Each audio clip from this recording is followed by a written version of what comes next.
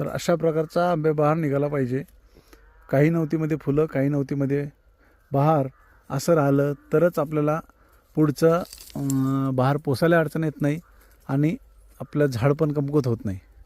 हे बघा आपल्याला अशा प्रकारचे फुलं जाणवते आणि काही नवती मोकळी जाणवते. काही काही ठिकाणी कसं असते बघा की इथे आपण बघू किती फुलं आहे.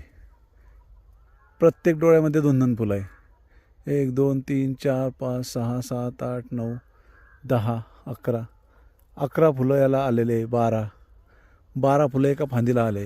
हे टिकत नसते एवढे. असे जर आले तर आपल्या नवतीचा स्पीड कमी राहतो. नवतीचा स्पीड कमी असला की परत मग त्याला लवकर नवती येत नाही आणि आपल्याला त्याचं नुकसान पुढं जाणवते. तर अशा प्रकारे फुलं जवळपास अशा प्रकारेच आले पाहिजे किंवा याच्यापेक्षा कमी चालेल.